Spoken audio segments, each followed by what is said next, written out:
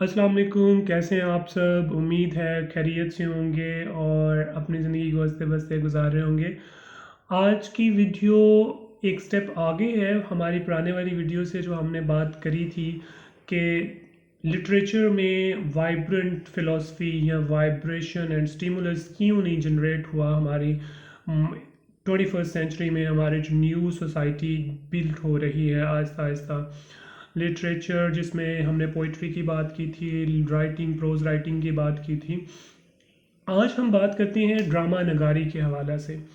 Drama नगारी में थोड़ा observe कर रहा था चीज़ें, और मुझे क्वेश्चन भी फॉरवर्ड किया गया किसी की तरफ से कि जो ड्रामा नगारी में हमारे यहाँ इतनी जिद्दत क्यों नहीं आई। जैसे तुर्की में हिस्ट्री पर ड्रामा बन रहे हैं, अर्तुगरुल गाजी जिसकी एक मिसाल है। हमारे यहाँ ऐसा क्यों नहीं है? फिर वेस्ट में साइंटिफिक फिक्शन और इमेजिनेशन को उभारने के लिए कुछ ड्रामा नगारी भी हो रही है और ड्रामा वगैरह बन भी रहे हैं, और मूवीज़ वगैरह भी इस पे बन रही हैं। तो हमारे यहाँ ऐसा क्यों नहीं है? हमारे यहाँ वही सास बहू और मोहब्बत वगैरह वगैरह के टॉपिक्स होते हैं, रिपीट हो रहे होते हैं टॉपिक्स, वही कहानियाँ इवन सिमिलर होती हैं।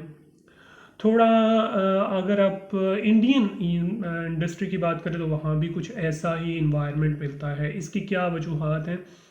सबसे पहली वजह तो हम देखेंगे कि स्ट्रक्चर क्या है हमारी सोसाइटी में। मीडिया का जो स्ट्रक्चर है, अभी इंडिया में रिसेंटली एक तहरीक चल रही है कि जी इंडियन मूवी इंडस्ट्री पे, फिल्म इंडस्ट्री पे और मीडिया पे ज़्यादातर चंद ख़ानदान काबिज़ हैं और उनकी औलादें आगे से आ जाती हैं। तो इस तरह से कंपटीशन फॉर क्रिएटिविटी जो बहुत ज़्यादा कम हो जाता है, क्योंकि the people feel their places and their future is secure, और फिर इस तरह से क्रिएटिविटी भी दब जाती है। दूसरी वो वही हाल हमारे यहाँ मीडिया में भी है। दूसरी बात ये है कि जो आपने करैक्टर डेवलप करने होते हैं, जो एक राइटर का काम होता है करैक्टर डेवलपिंग, जो आपने किरदार अपनी राइटिंग में बनाने होते हैं, जो अल्फाज आपने बुनने होते हैं, उन किरदारों और अल्फाज के साथ रहना पड़ता है, उनको अपनी इमेजिनेशन में बिठाना पड़ता है।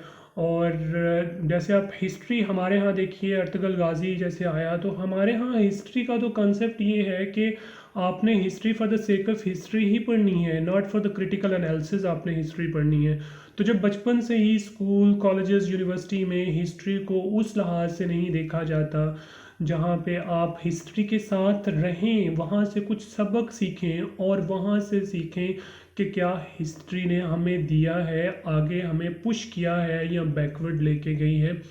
तो इस लिहाज से जो हमारे राइटर्स हैं, उन्होंने इन किरदारों के साथ जो हिस्टीरियोग्राफी है उसके किरदारों के साथ ना तो कभी उनकी वाबस्तगी रही है, अगर रही भी हो तो बहुत थोड़ी। आपको पता है कि क्रिएटिव राइटिंग में बहुत ज़्यादा आपको वो चीज़ें इंटरनलाइज करनी होती हैं, अपने अंदर समोनी होती हैं, उनको, उन किरदारों को अपने अंदर बिठाना होता है, अपने साथ लेके। मेरा मतलब ये है कि आप यहाँ पे मैं बैठा हूँ, जैसे मैं कुछ लिखता हूँ तो I usually feel for those characters, I usually मेरे जहन में वो चीज़ें जो हैं वो कुछ कहीं ना कहीं कुछ ना कुछ थोड़ा बहुत उनके हवाले से बैक एंड पे चल रहा होता है, और वो हिस्ट्री हो या कुछ ऐसी चीज़ हो तो मैं उसके बारे में फ़ील कर रहा होता हूँ।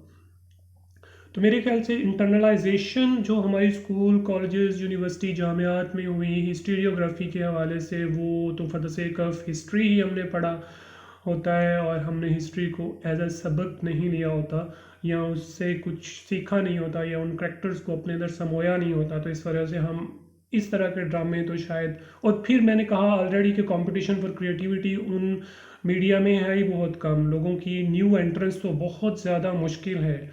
तो जो वही ख़ानदान आगे उनकी नस्लें, तो फिर इस तरह से वही पुरानी चीज़ें आती रहेंगी। दे डोंट फील कि हमें कुछ हार्ड वर्क करना चाहिए और कुछ ऐसी न्यू चीज़ें लेके आनी चाहिए। दूसरी बात ये है कि साइंटिफिक रेवोल्यूशन के बाद यूरोप में आप देख लें, उनका लिटरेचर पढ़ें, यूरोपियन लिटरेचर या वेस्ट का लिटरेचर, तो साइंटिफिक रेवोल्यूशन के बाद उनके लिटरेचर ने उनके साइंटिफिक और इंडस्ट्रियल रेवोल्यूशन को बैक किया। बल्कि उनके अब कुछ मूवीज़ ऐसी हैं कि कुछ मूवीज़ उनके साइंटिफिक रेवोल्यूशन और इंडस्ट्रियल रेवोल्यूशन से पहले की हैं, जो इमेजिनेशन उन्होंने स्टार्ट कर दी हुई थी अपने माइंड्स में। मुझे आइंस्टाइन का एक बड़ा अच्छा कॉल याद आता है कि वो कहते थे कि knowledge is limited but imagination is unlimited. Imagination से चीज़ें ज़्यादा क्रिएटिव और प्रॉब्लम सॉल्विंग की तरफ जाती हैं। तो कुछ मूवीज़ वहाँ पे ऑलरेडी ऐसी बन चुकी थी, जैसे अभी मैं आपको ये बात बताता चलूँ कि आर्टिफिशियल इंटेलिजेंस पे मूवीज़ पहले आ चुकी थी, आर्टिफिशियल इंटेलिजेंस पे बाद में काम हुआ। तो वहाँ पे जो उनकी जामियात हैं, उनकी यूनिवर्सिटीज़ हैं, कॉलेजेस हैं, आर्ट के स्कूल्स हैं, वहाँ पे जो भी राइटर सामने आ रहे हैं, ऑलरेडी उन्होंने उन चीज़ों को अपने अंदर समो लिया होता है, इंटरनलाइज कर लिया होता है, और फिर उन पे वो काम करना क्रिएटिव अंदाज में शुरू कर देते हैं। लेकिन ना तो हमने, जैसे मैंने आपको बोला कि हमारे यहाँ जो मटेरियल डेवलपमेंट भी हुई उसको बैक नहीं किया लिटरेचर ने। लिटरेचर और जो मटेरियल डेवलपमेंट है उसमें बहुत बड़ा गैप एक रहा है, और इसी वजह से हमारे यहाँ दोनों में जो गैप की वजह से जो इसकी फाउंडेशन बनानी थी हमने मटेरियल डेवलपमेंट की, शायद वो नहीं बना पाए।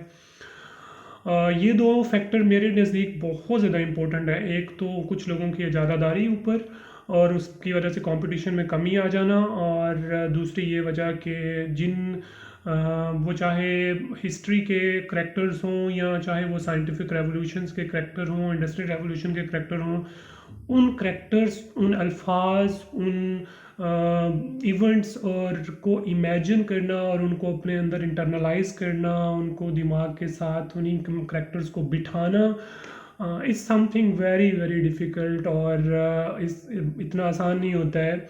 वही वहाँ पे ही मुमकिन होता है जहाँ पे ये ट्रू कंसेप्चुअल अंडरस्टैंडिंग होती है इन चीज़ों की, और ट्रू कंसेप्चुअल अंडरस्टैंडिंग के साथ वो इन चीज़ों को लेकर चलते हैं।